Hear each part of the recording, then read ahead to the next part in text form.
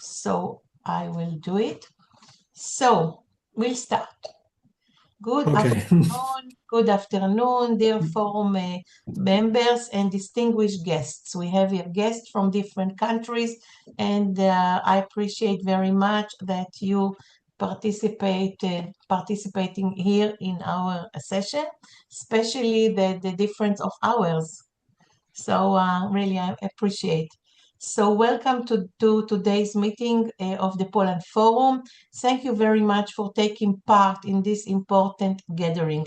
Your presence and engagement are what make this forum possible and so important. Before we begin, I would like to express our heartfelt thanks to Professor Judy Baumel-Schwartz, Director of the Finkler Institute of Holocaust Research.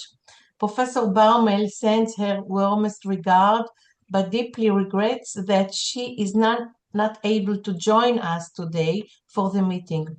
But her vision and leadership are always with us.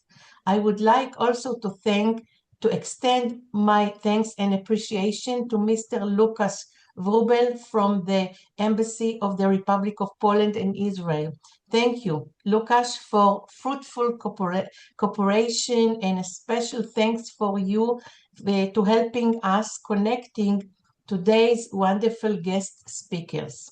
Finally, I would like to thank our distinguished lecturers in advance. We are incredibly grateful to you for agreeing to share your time, expertise, and insights with us today in this very important forum. We are truly looking forward to hearing your presentations. So thank you all once again, and I wish us all a fascinating, productive, and meaningful session. So we are starting our first lecture, which is Stutthof Museum, its history, current activities, future, and importance, and Israeli visit. Our speaker is Dr. Aleksander Michalak, an historian, scholar of religion, and researcher at the Stutthof Museum, holding a PhD from University of Gdańsk and from Trinity College, Dublin.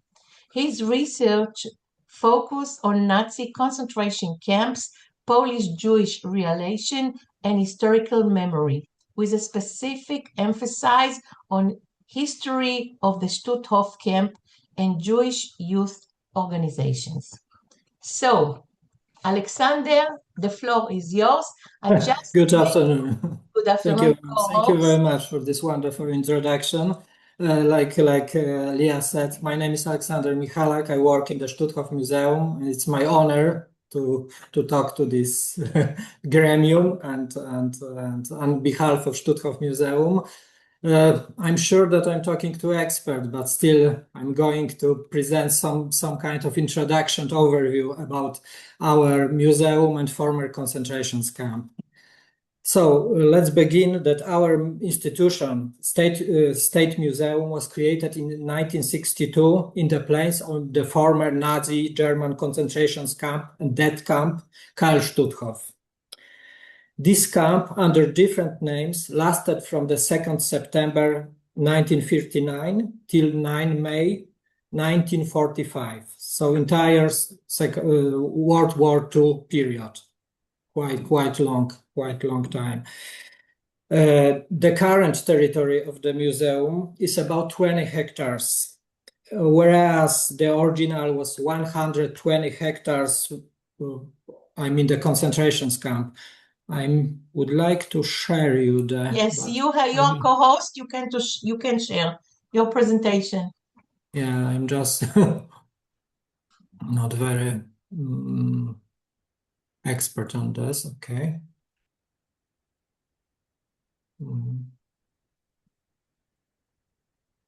Are you able to see? Yes. Yeah. So like you see, part I would say that Many buildings are original or partly original. Actually, I'm talking to you from this building, which was originally commandant office, some administration's office, and it's original. Here you have the so-called old camp, which was created in the first period of the Stutthof functioning, when Stutthof was actually quite small camp. And you have the Verwaltung administration building. You have quarantine building. Here there are not existing workshops. Here you may see crematory, which is rebuilt, but the furnaces were original. And with the chimney, here is this not seen very small, very small gas chamber. And here original workshop, Werkstatt, where prisoners used to work. Actually, they are outside the current museum, but they are, like you may see, they are well seen from the museum territory. The camp, which I guess would be the most interesting for you, the new camp, which was created 42-44, it's here on this territory. It's not preserved, and this part particularly was a Jewish camp. With now is just the monument by Jan Mandelbaum. Okay, so museum is located about like 40 kilometers from Gdańsk, which makes it relatively easy accessible for the numerous tourists who stay in the city. Stutthof, where the museum is located also in very touristic area, like you may know, seaside area. So for this reason, many people came just, let's say, casually to the museum because they have some free time.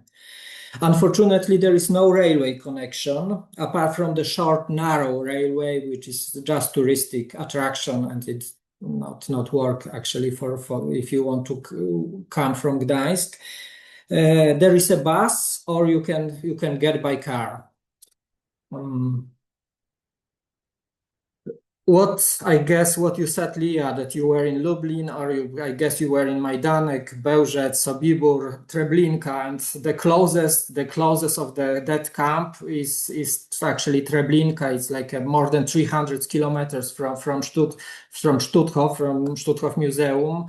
So I guess it's one of the reasons that Israeli groups actually rather sporadically visit Stutthof Museum. More like a single person, I think, not as a group. Groups usually came to this southern area with that camps.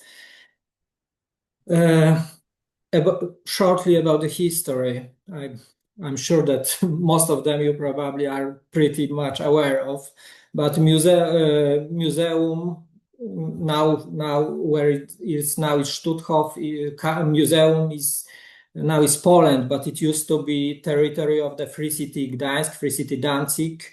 At the moment when camp was created, as you all are well aware, Germany, embittered after the Versailles Treaty resolution, under the National Socialist Party, wanted to regain the former territory of the German Empire, Deutsches Kaiserreich, including the part of Pommern region, which was given to Poland, and the Free City Danzig itself.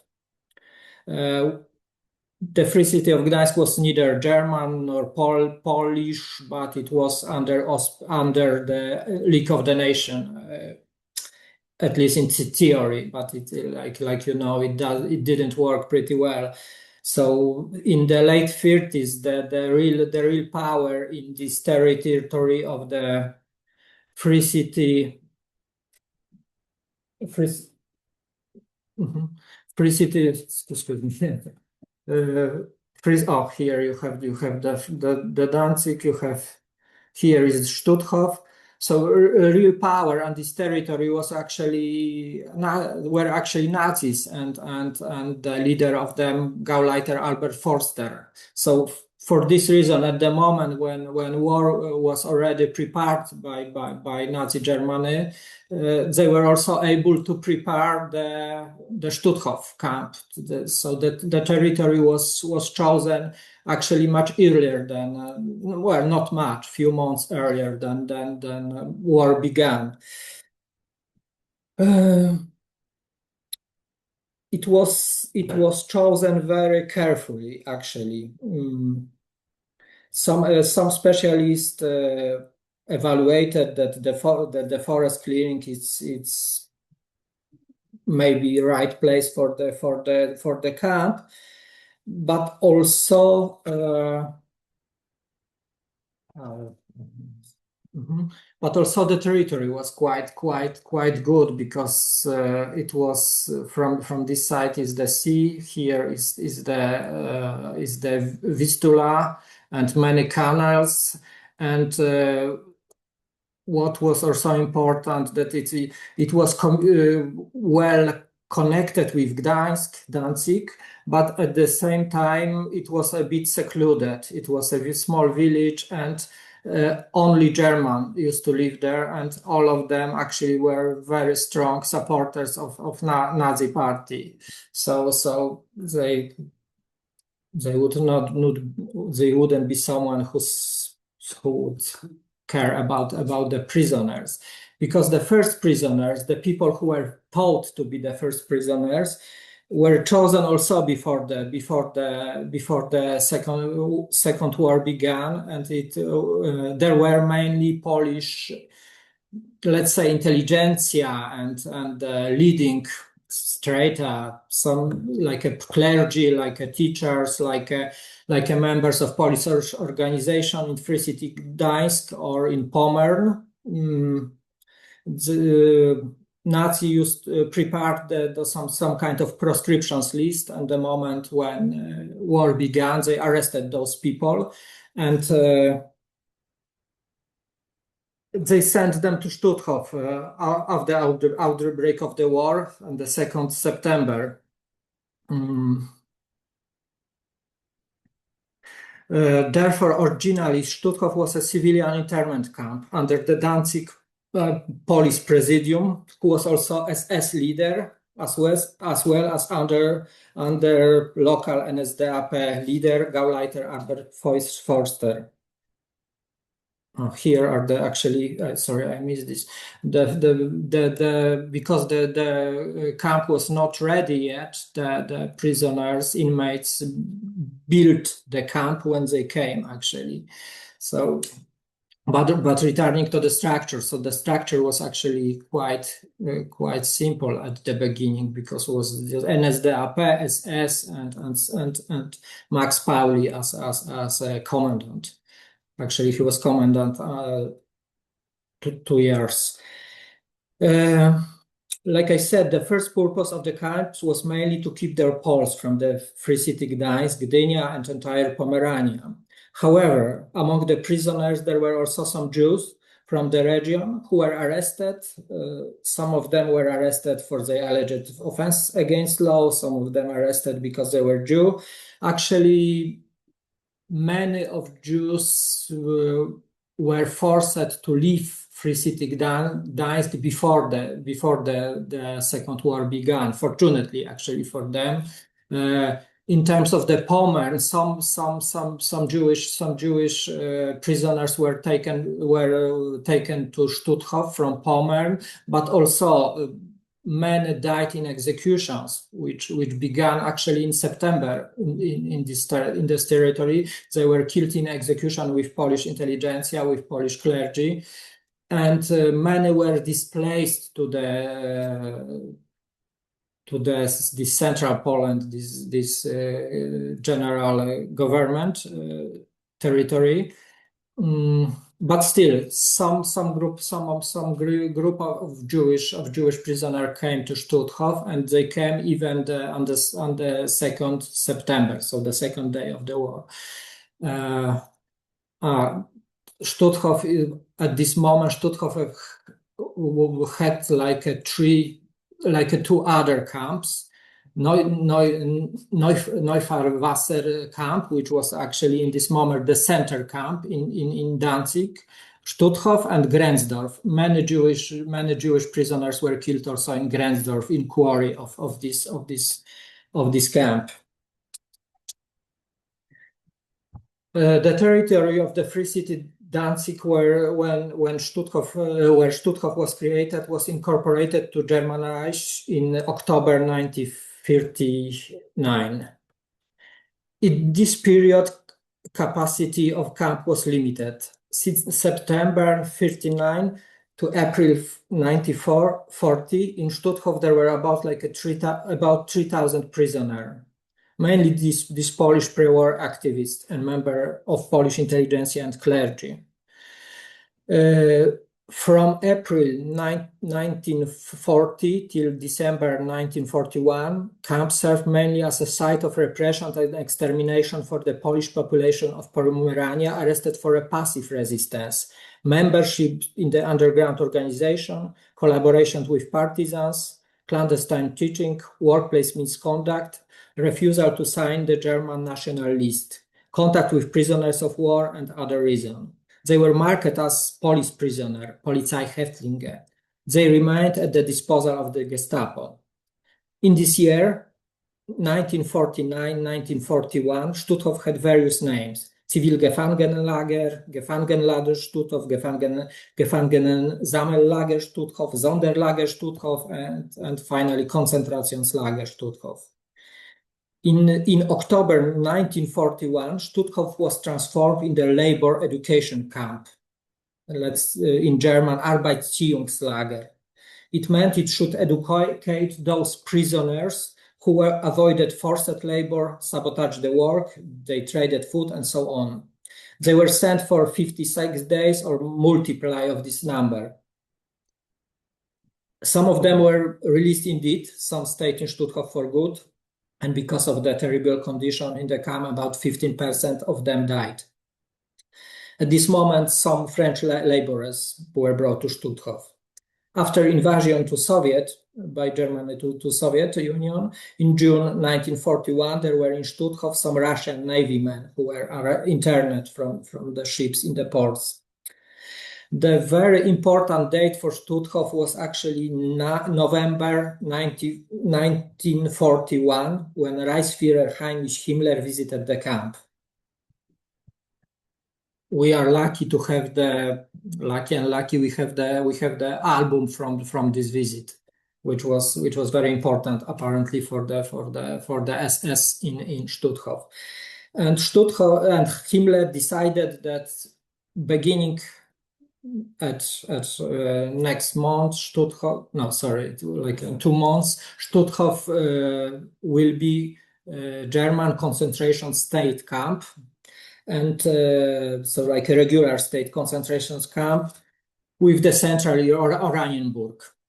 And it happened in January 1942. From this moment, Stutthof was like a subordinated in double way. So,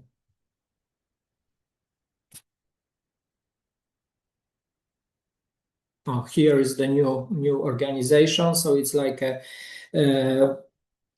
SS main economic and administrative office and Reich security main office, with Heinrich Himmler on the top of the hierarchy.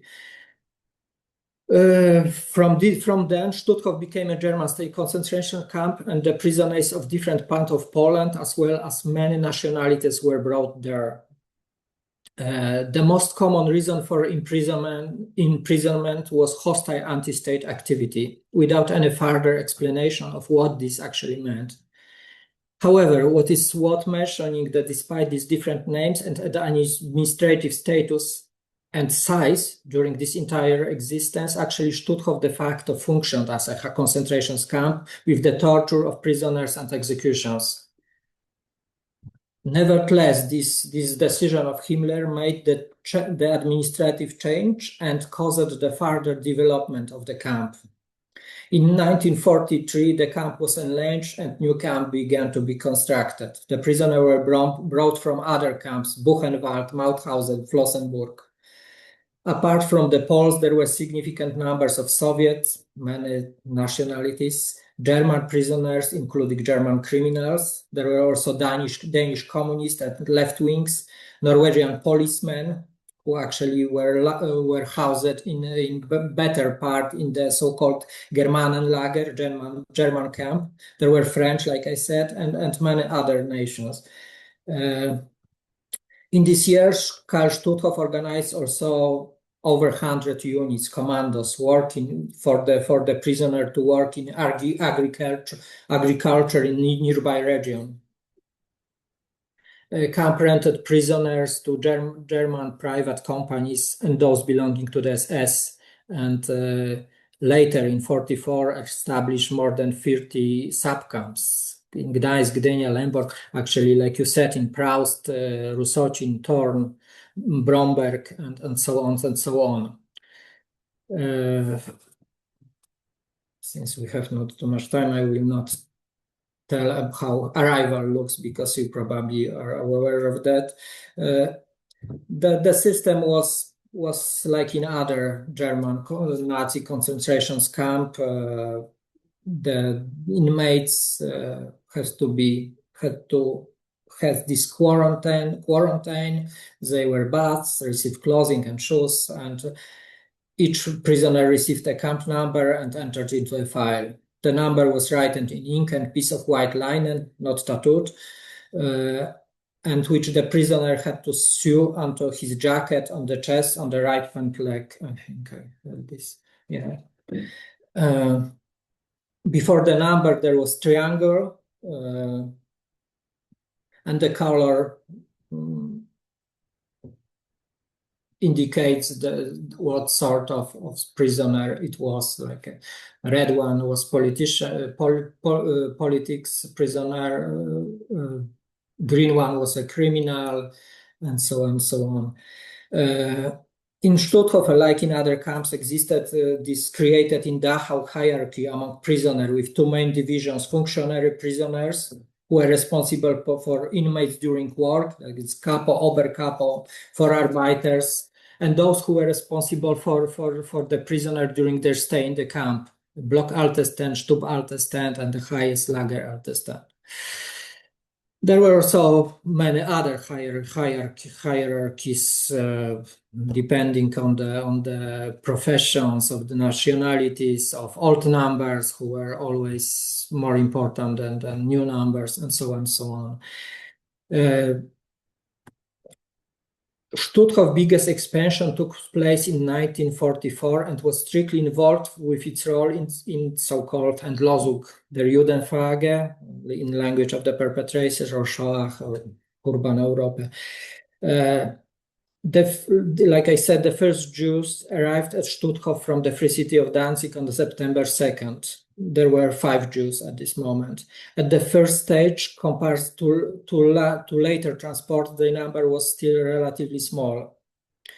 From the outset, however, their fate, together with Catholic priests, was far by the worse. There were groups were subjected to many severe abuse.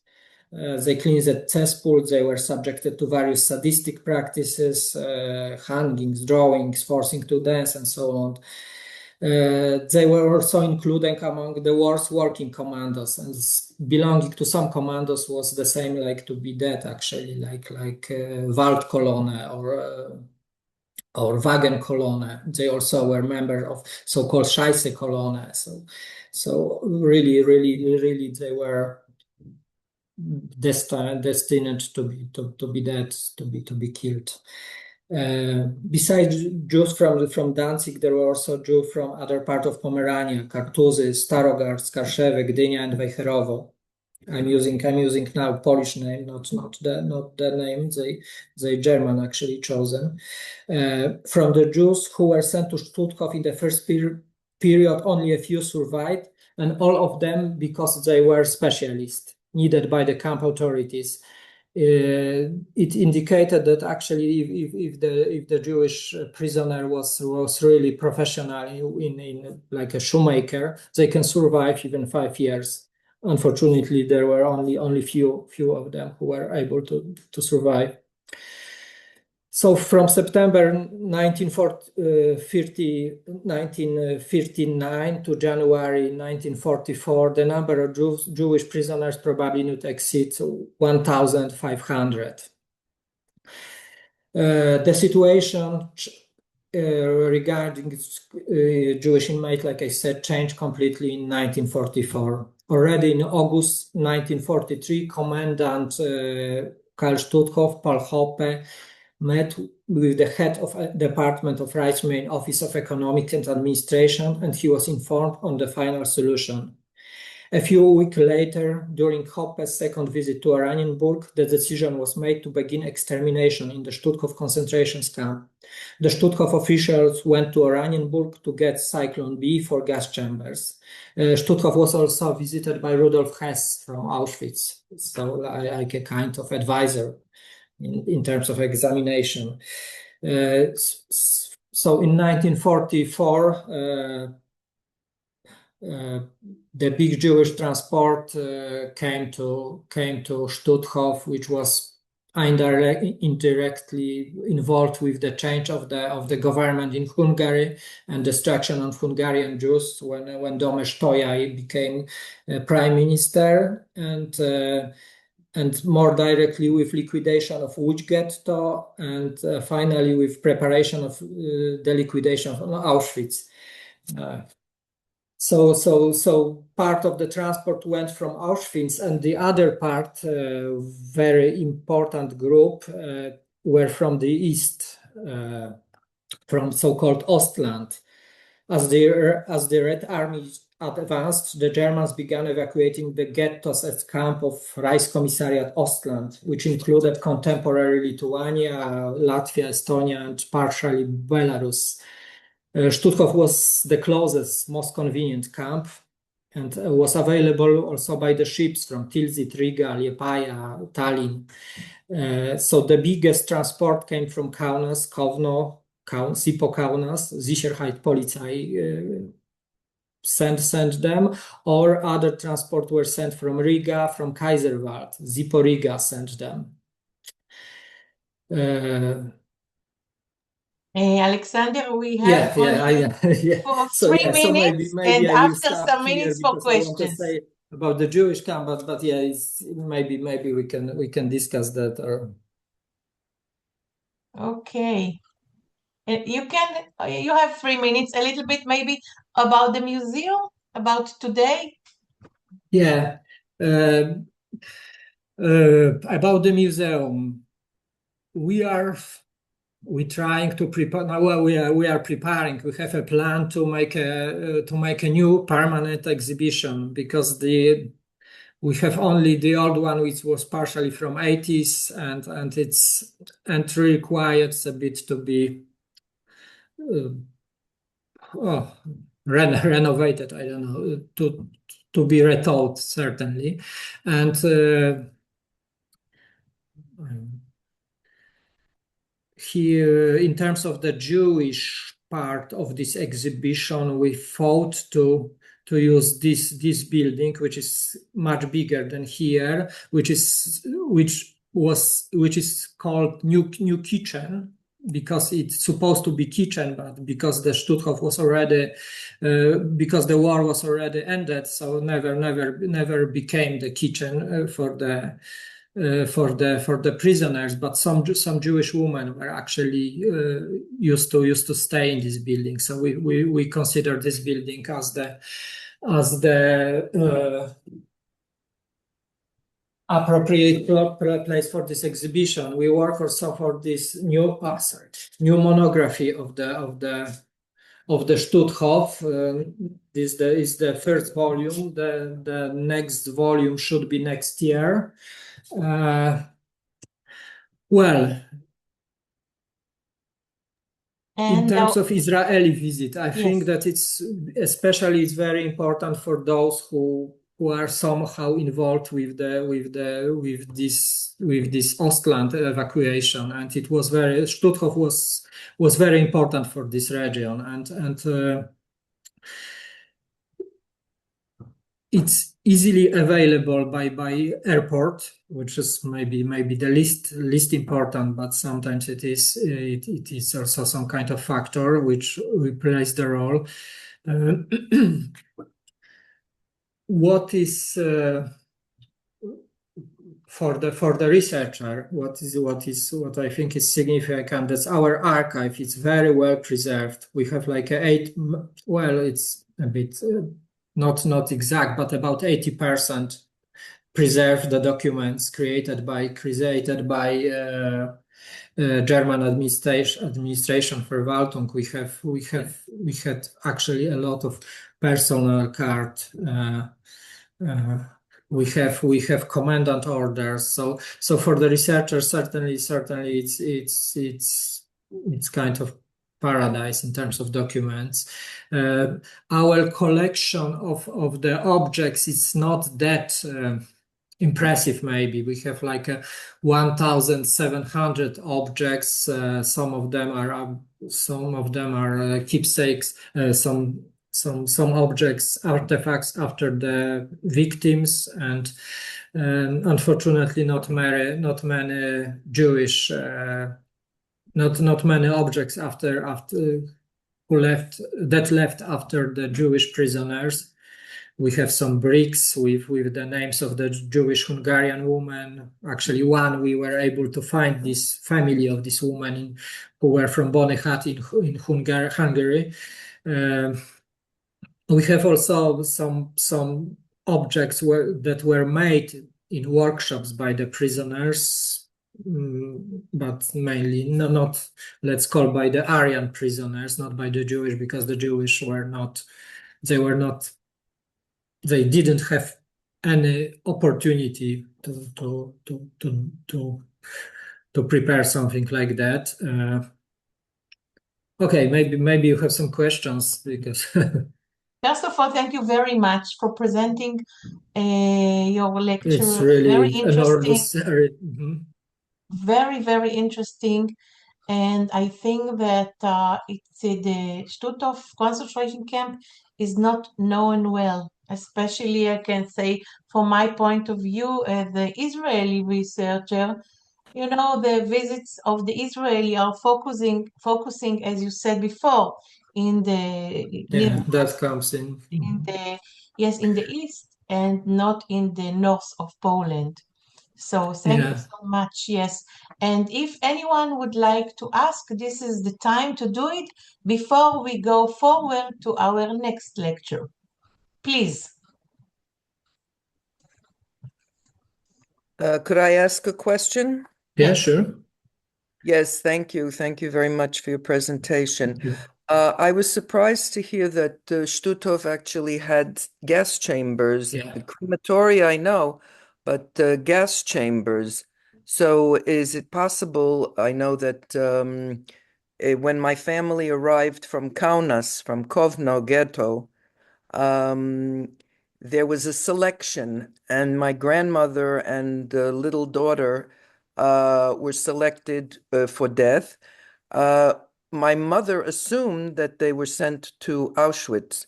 Is it No. possible they were killed in Stutthof? Yeah, it's absolutely possible. The people were gassed in Stutthof during few months in 1944, and actually many Jewish women and especially if they were too young or too old were selected to the gas chamber and killed them and killed there. Sorry, and some moment actually it was so. The Jewish prisoners were aware actually of the existence of the gas chamber, and because of that, Nazi German staff decided to make even some sort of cheating. They prepared the narrow railway as a gas chamber. They adjusted this to killing people by gas, and they ask some women if they are able to repair the stockings, and many actually there were volunteers for that, and all of them, especially older women, and they were put to this railway, and they just traveled very short, just the time that the gas work, and after that railway came back to the crematory. So yeah, absolutely possible that they were killed in Stutthof. There were also other way of killing, not only gas but also the shooting, so-called Genickschuss, it was even called in Stutthof Fort Lütke way, because there was another masquerade. I don't want to say about that, but it's also pretending that to the prisoner that everything is just medical checking, but during this medical checking, allegedly doctor checking, they were shot. Yeah, so absolutely, selection were made, and people were killed in many ways, including gas chamber. In Stutthof. Wow. Thank Yeah. you. Wow. Yeah, so that's why we called also this death camp, because in 44 it was destined as Death camp. that. Yeah. Thank you very much, because we have another lecture here. Yeah, If sure. someone has any question, Thank you very much. You are welcome to stay with us, and then maybe in Of the course. end of the second lecture, we can try again the session of questions. So thank you again, and I'm looking forward to visit there. I hope it will be soon. Yeah. So our next lecture is by Mrs. Zuzanna Schnepf-Kołacz. I hope I pronounced good your name. And Zuzanna is an historian and deputy director of program affairs at the Jewish Historical Institute, what we know as JIH. For many years, she was affiliated with Polin Museum, where she co-curated the core Holocaust gallery, and in the 2025 exhibition, 1945, Not the End, Not the Beginning, which focused on the post-war experience of Polish Jews. Her lecture today is From Survival to Renewal, 80 years of the Emanuel Ringelblum Jewish Historical Institute, JIH, Warsaw, current work, new projects, and activity. Zuzanna, thank you very much for being with us today, and the floor is yours. Please, I made you co-host, so you can share your presentation. Please. Right. Thank you very much, and I have a great pleasure and honor to welcome you, and thank you for invitation to this series of meetings. I will just share my screen and start my presentation and my lecture about the history of the Jewish Historical Institute in Warsaw, as I know that the time is limited and the story is quite long and complex, so I'd like to focus on that. So 1 minute, I will just share my presentation with you. Okay, so I hope that you can see the slides already. Not yet. Okay, yes. Okay, great. So I will start as also the title of my lecture about the history of our institution. I'd like to say a few words about the pre-war years, because this is the Jewish Historical Institute. Although it was created immediately after Second World War, our institution is deeply rooted in pre-war years in Warsaw. The building of our institute was opened in 1936. As a central Judaic library. You can see on the photographs, from pre-war photographs, the building which was next left from the Great Synagogue in Warsaw. So as you can see, there was like a whole complex of buildings dedicated to Jewish religion, Jewish history, and Jewish culture. And in fact, the Central Judaic Library and also the Institute of Judaic Studies, which were in the same building, they were the first place in pre-war Poland, in the Second Polish Republic, 100% dedicated to Jewish studies. So that was like the first phenomenon of such institution and such place. As I mentioned, it was just next to the Great Synagogue on Tłomackie Street, and it was also a very characteristic, a very powerful and meaningful building in pre-war Warsaw, not only for Jews but generally speaking for all Warsaw inhabitants. And what was also important, considering the pre-war times, is the story of our patron, Emanuel Ringelblum. So as you can see, he was born in year 90, and it was he was born in Buchach, which is the town in today's Ukraine territory. But before war, it was the Second Polish Republic. Emanuel Ringelblum, just speaking very briefly about his curriculum, which is very rich one and very meaningful. He was a historian, a PhD, graduated from the Warsaw University. He was dedicated to the history of Jews in Poland, but what was very typical for him and very characteristic and also very important for his future life, it was that he considered the history of Polish Jews as a part of the history of Poland. And he underlined in his publications and his research activities that the input of Jews to the history, culture of Poland. So he considered in a broader context. He was also a teacher, educator. So basically his profession was that before the war that he was teaching history in secondary schools in Warsaw. And what was also important, he was very active in political life. He was a member of the Palestian leftist wing party in pre-war Poland.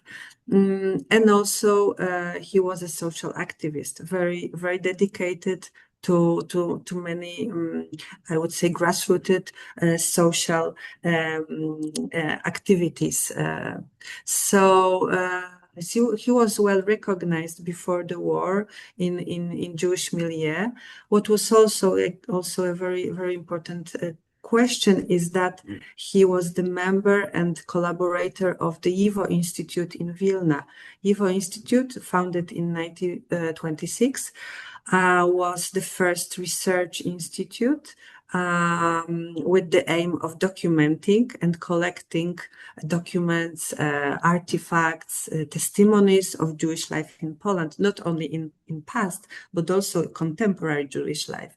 And the methodology of YIVO was incorporated by Ringelblum in his activities in the Warsaw Ghetto, which I will speak about them in a second. But this is the whole pre-war context was very important for Emanuel Ringelblum, but also for our institute and for the story of our institute. Why was it so? So Emanuel Ringelblum, when World War II broke out, he was in Switzerland. He was taking part in the Zionist Congress there. So he had the chance and opportunity to stay in Switzerland, which was safer place in September 1939 than Poland and Warsaw. But he decided to come back to Warsaw, to Poland, first of all because his wife and his son were there, so he wanted to be together with them. But the other thing is that he felt responsible for the whole Jewish community in Poland, and his friends, his collaborators, his students, etc. So he came back, and of course, as most of the Warsaw Jews, he was closed in the ghetto in November 1940. And just from the beginning of occupation, Emanuel Ringelblum started to write his diary and his notes because he wanted to document what is happening with Jews just immediately from the start of war and German occupation in Poland. And very shortly he became aware that he's not able to do it only by himself. He needed help and collaboration of other people, his friends, the other people that could help him to document what is happening with Jews during the war. So we are not exactly sure, but it was autumn 1940, so just very close to the date of sealing of the Warsaw Ghetto. He created a clandestine group of collaborators. The name of this group was Oynek Shabbos, and that was like over about 60 people. Of course, the group was developing over the time, but the group was generally it was operating in the Warsaw Ghetto, and their aim was to document what is happening in the ghetto. So the main motivation of this group was to tell the story of Jews during the war by their own words. They didn't want to let the Germans to document this story and to leave the trace of this story. Of course, firstly, they weren't aware what will happen next. So the first years of the occupation, they just wanted to gather materials according to the methodology of IWO Institute, and they wanted to create a kind of archive and then use this archive after the war to write books, analysis of what happened during the war. But over the time, when they went to the Warsaw Ghetto, the information about the mass killings of Jews reached to the ghetto. It was like the second half of 1941, and gradually it was becoming more and more evident what is happening, and that mass murdering of Jews is happening all over. So like spring 1942 and after, the Oynek Shabbos group became very aware that probably most of them won't survive Holocaust, won't survive World War II and the destruction of Jewish communities all over the occupied Poland. So their aim became to document what is happening and to leave the trace, and to also to alert the world outside of the ghetto, because they hoped that when they alarmed the world and they managed to give the evidence and the reports outside of the ghetto and to reach other countries' authorities, so this way the world will react to what is happening to Polish Jews.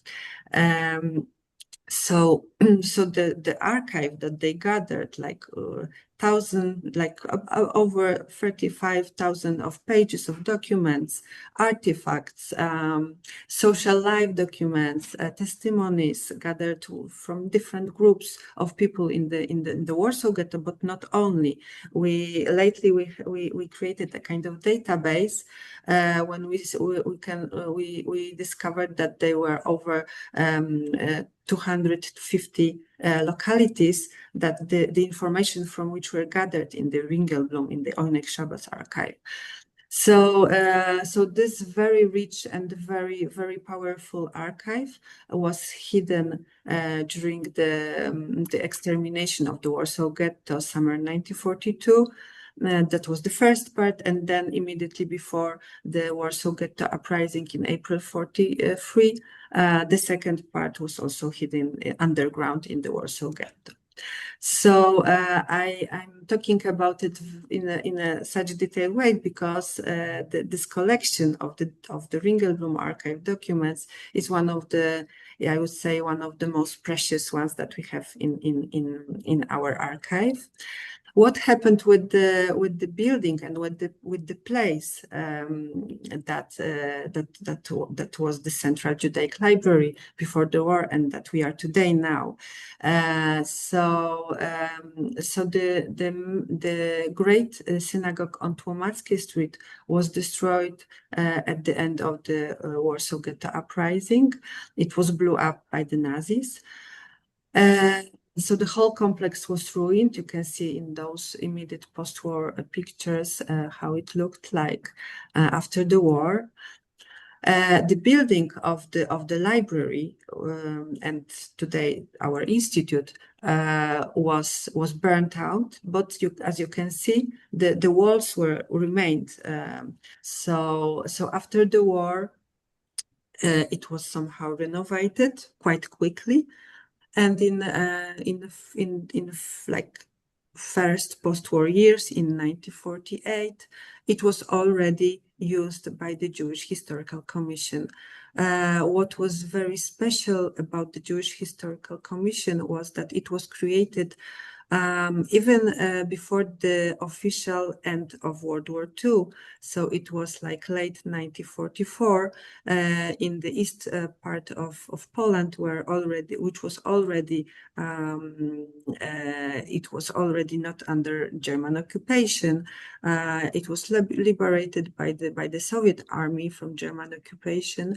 There was created the first office of the Jewish Historical Commission, with the aim to, first of all, to document Shoah, and also to collect as much evidence as it was possible.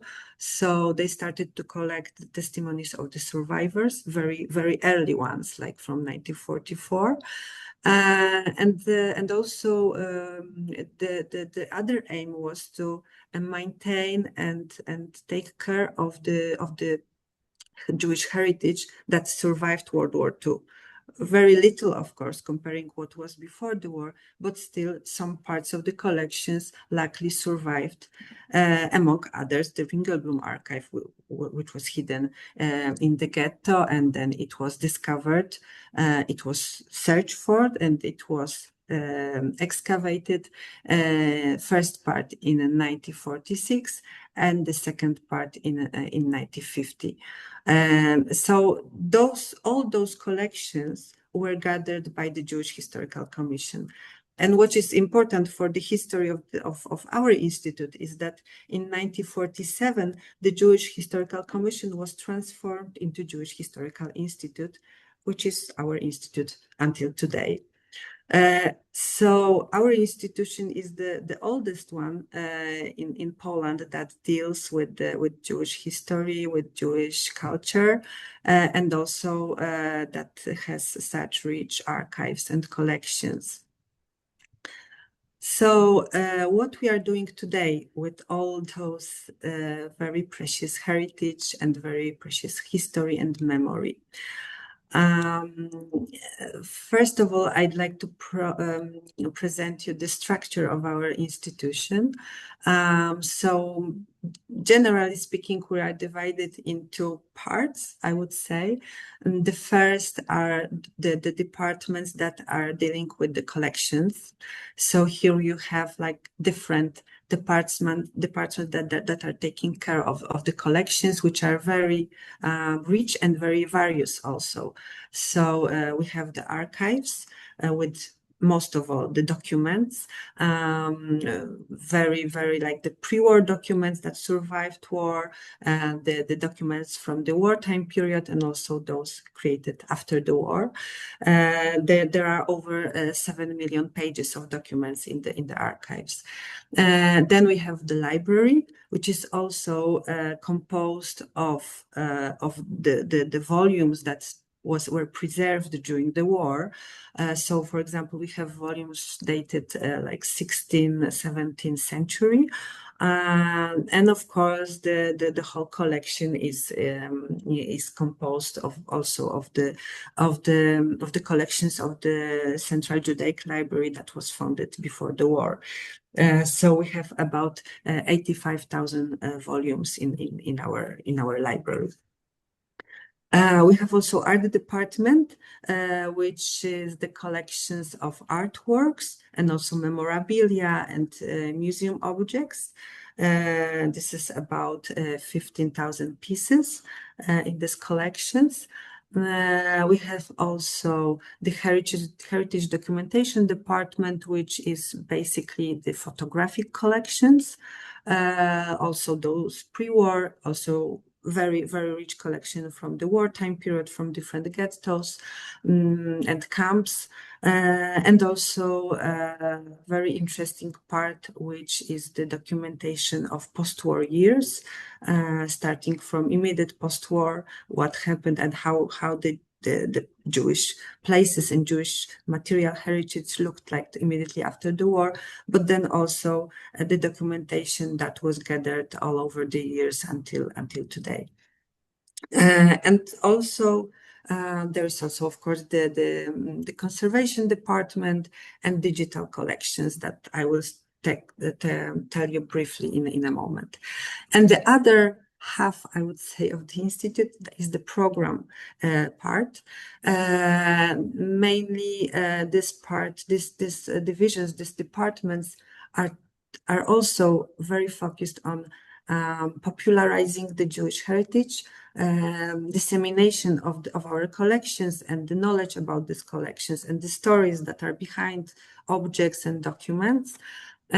So we have the research department, which is one of the biggest in considering Jewish institutions in Poland. Our researchers are generally, they are analyzing and working on our archives, on our collections. We have the genealogical department, which is focused on helping and giving a support to various people in looking for their roots and their family stories. And it happens all like it's for free, because there are many other institutions or organizations who is dealing with the genealogical issues, but they are paid ones. So in our case, we have the mission to do it for free.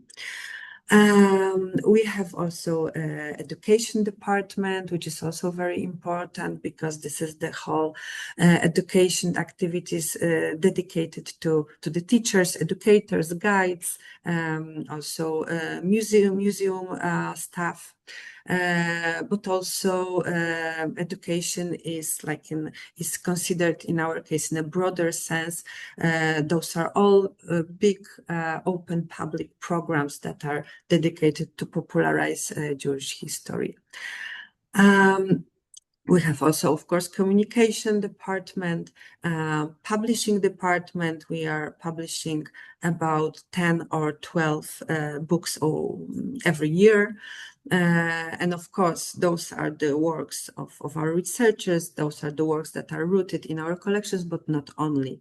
We are looking for, to diverse our publication activities. We have also, of course, visitor service and a bookstore that is in our building. What is also important, and it's part of our mission, is to digitalize and to make accessible our collections and our research projects. So we are now working on a new online repository, which will be free and worldwide access. It will be in Polish and in English. Many of our collections are already digitalized and already elaborated by our researchers and our staff. Now we have, because in the last few years we had already an online repository which was accessible online. At the beginning of this year, we had to shut it down, unfortunately, for a wide public online because of the security reasons. But now we are developing a totally new project with new functionalities, an online repository of our collections. What is also important for activities is the exhibitions activities. So in our institute, in our building, you can see the permanent exhibitions. The main exhibition is about the Ringelblum archive, what we've been unable to shout out to the world. When you can see original documents from the Ringelblum archive. And we have also a small synagogue, which is about the Jewish tradition, about the Jewish religion. It's a more educational exhibition. Every year we are opening at least one temporary exhibition. The one that is presently in our headquarters is dedicated to the collection of the pre-war Jewish Museum in Berlin, which is also part of our collection. And we are planning next year another temporary exhibition dedicated to Jewish artists and their identity issues, which will be presented through their works, artistic works. And also we are preparing another very important for us exhibition on the occasion of 80th anniversary of the foundation of the Jewish Historical Institute, which will be in October next year. And the other exhibition project that we are working on is the permanent exhibition at the Treblinka Museum. As you maybe know, the Treblinka Museum is now under construction.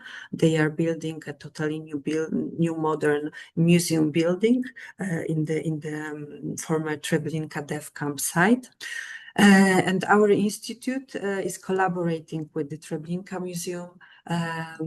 We are responsible for the concept, the scenario, and the design of the new permanent exhibition in the Treblinka Museum. So we are also dealing with this project.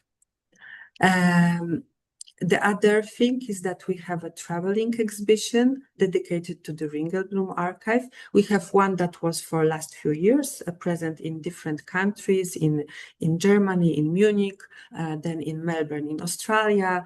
Presently, it is circulating in the Republic of South Africa. But we are now working on a new, I would say, more flexible and more educational traveling exhibition dedicated to the Ringelblum archive. And we are now cooperating with the Museum of Jewish Heritage in New York and also YIVO Institute also in New York. And the first presentation of this exhibition will be September this year, on the 80th anniversary of the excavation of the first part of the Ringelblum archive. And very briefly, because I can see that my time is ending. So as I mentioned, the research and academic activity is also very important for us.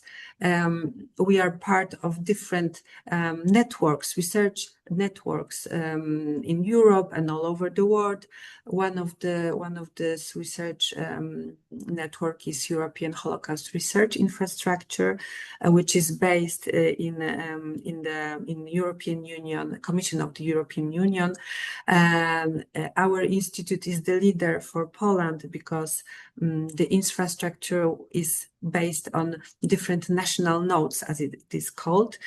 So in different European countries, there is like a consortium of different institutions dealing with Holocaust research. And our institute is the main coordinator for Poland for this research infrastructure. So we are realizing, organizing conferences, seminarias, historical discussions within the frame of this project, but not only, because we have also other collaborations regarding the conferences and seminarias. What else? As I mentioned, education and genealogy. We are also looking for collaborations, for cooperations in international projects. And also, I'd like to briefly mention that we have a very open public events which are very wide for a very wide public.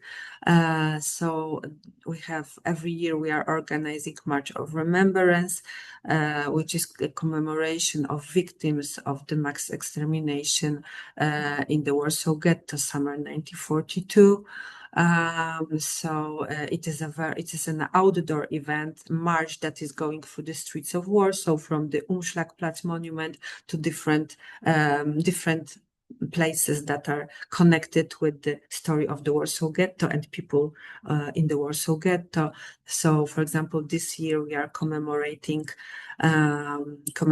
women in the Warsaw Ghetto, because every year we're dedicating this march to different groups that were in the Warsaw Ghetto. The other every year event that we are organizing is the anniversary of the revolt in Treblinka death camp, which is August the 2nd every year. So we are doing it on site of the former Treblinka death camp, and we are commemorating the prisoners, but also all victims of Treblinka. And as I mentioned, we have, as you can see, different networks and infrastructures that we are part of. So this is like an open list, I would say, because we are very open to another new collaborations, but mainly we are based in the European Holocaust Research Infrastructure, also International Holocaust Remembrance Alliance, also the Association of European Jewish Museums, and International Council of Museums. So, but of course we have different institutions that we are cooperating on daily basis with different projects. So I would end with this this message and this information, as because I don't want to make it longer, my presentation, and to have some time maybe for questions or comments. Thank you very much. Thank you so much for your presentation. It's very interesting, and I think that the JICH is one of the most important and meaningful institution in the world to get to know the Jewish world during the Holocaust, before and after. And I can tell that from my point of view that I visited many times, and every time I come with a seminar for teachers, I visit. Last year I was, and I'm planning to come again with a new group of teachers in July. Of course, we will be in contact, and we will be more than happy to collaborate and to produce new projects and new initiatives. So the door is really open with the Bar-Ilan Poland Forum. So really thank you. Thank you. Thank you very much. I'm looking forward, really. And also we will be more than happy to present one of the exhibitions. As you said, you have an exhibition that is traveling, and with Lukasz from the Polish Embassy in Tel Aviv, we are really working together. So maybe, Lukasz, if you are here with us, we can think about it, because our center, I am the director, is always open to host exhibitions. So, I think it can be wonderful to work together. So the floor is for you, for questions. Please.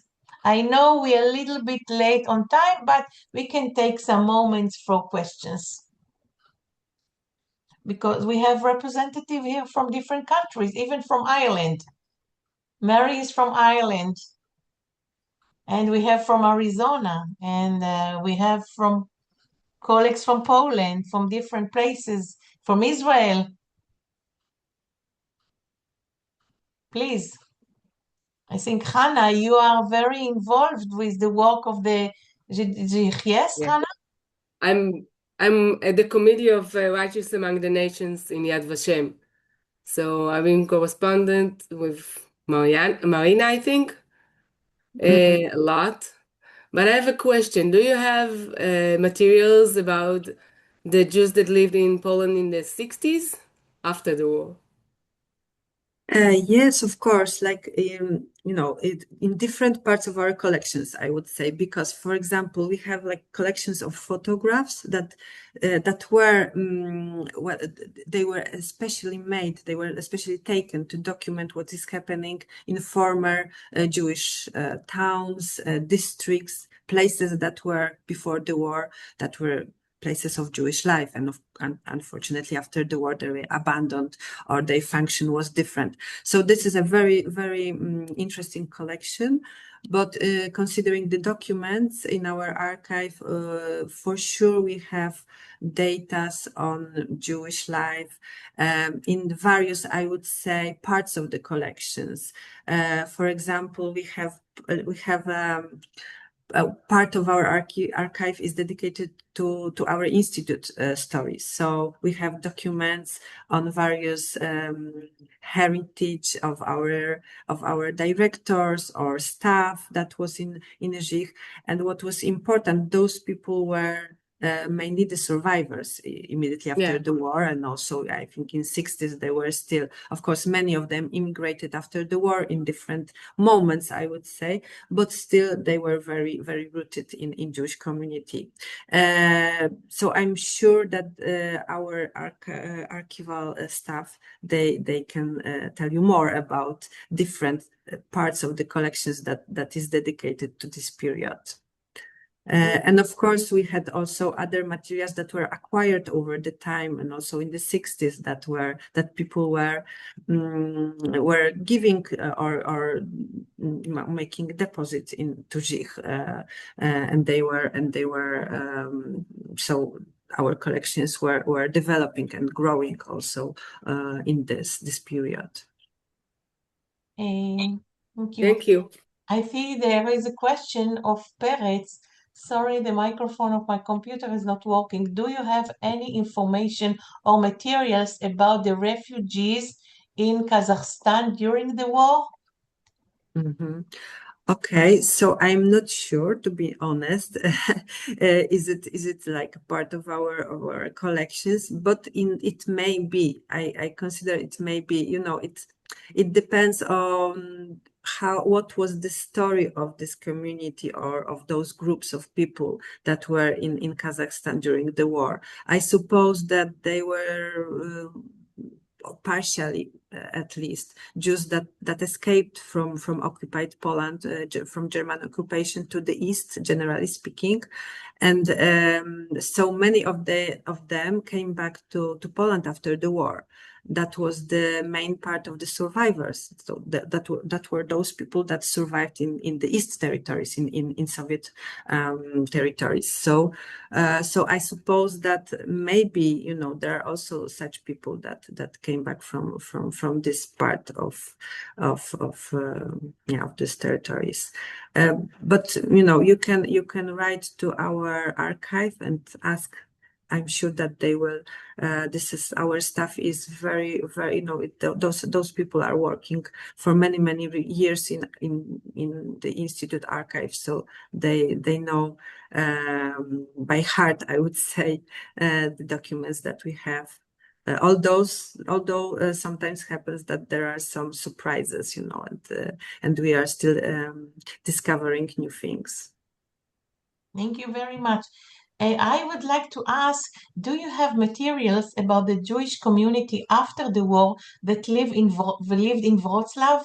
Why? Because when I visited Wrocław and I asked about the archive, so they said nothing there is there.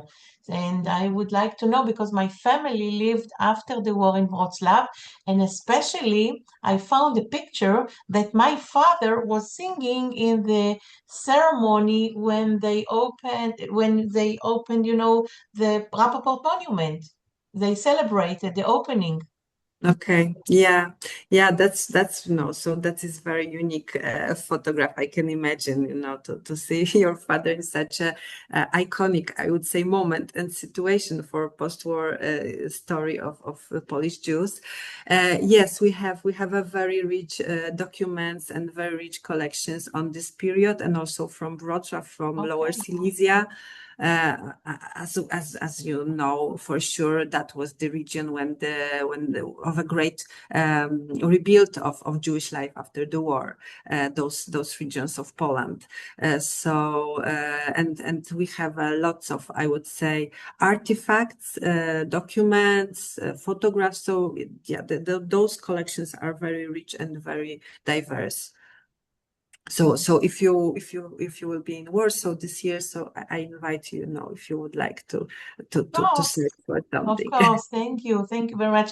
And I see Etty, I would like to continue communication with Dr.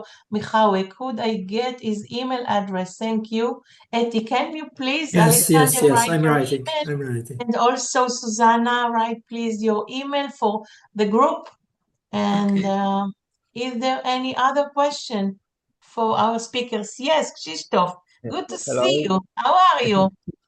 Again, everything is okay. Fine, thank you. Good, I have good. one question. Do you accept, for example, private materials to the Zich collection? Because my friend living in Israel asked me to come to Israel he want to give me some photographs, some documents, because his family is not interested in that, and he's worried that this private collection will be spread in the future, maybe goes to the rubbish. So he asked me to come to Israel to take to Poland, because these photographs were taken in Poland in pre-war time. These are private family photographs document, and I wonder if any public institution would accept this, for example, this. But the question is, if in general, if private collections will be accepted by public institution like the Zich. We are still accepting. Like it happened all over the time, starting for immediate post-war years. That was also like the way that the collection of Zich was built somehow and created over time. But also today, of course, we are examining very carefully the history of the materials, the nature, and what is the best place for them. But generally, we are open to such acquirements, because this is part of our mission to protect such heritage, such documents, and other objects. And for example, it's still happening that after 80 years after end of the war, we are still, or the private persons that they are discovering in their family archives or houses very precious documents or photographs, or so for us it's also a source of a very interesting material very often. And what is more important, that for our activities, our research activities, that sometimes those materials that are that we gain today, like in present times, they are revealing another dimension of the materials that we have in our collections for years, because they present like a lost part of the materials that we had already in our collections. So this is a very interesting work, about a little bit detective work also, that our colleagues are dealing with. But yes, so we are always interested in such cases.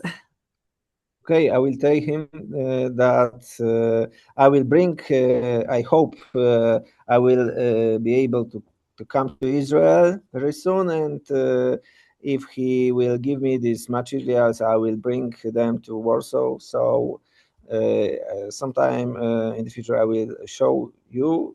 Maybe you will take these photographs, because it is not a good idea to keep in my private house, my private place, these materials. I believe they should be store in some public institution, for example, documents, photographs, and so on.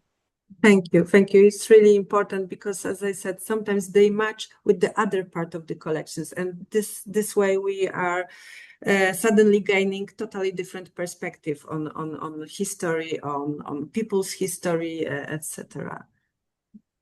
Thank you so much. In the last questions before we finish our session, our really amazing and interesting session.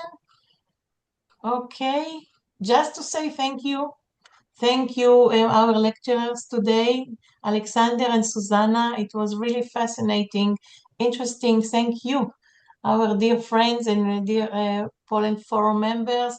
Thank you, Lukasz from the Polish Embassy. And looking forward to seeing you again soon in Poland, in Israel, and in another meeting.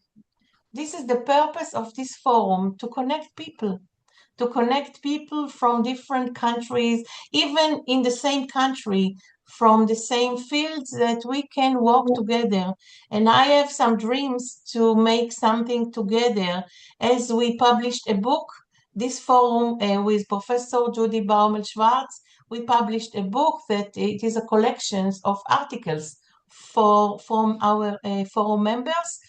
I would like to publish something that every one of the people that we deal with the subject will publish something about his institution, his research, and this will be, it will not be a book, it will be like an encyclopedia, because many institutions over Poland are dealing with the memory and the Jewish world that not exist anymore.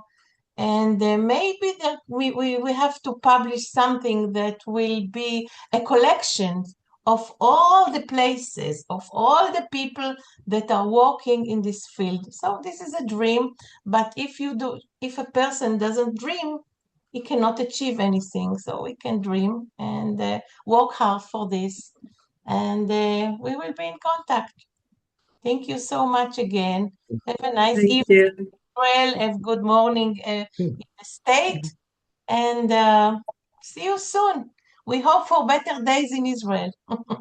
Yes. That you can come to us and Thank maybe to have a conference, international.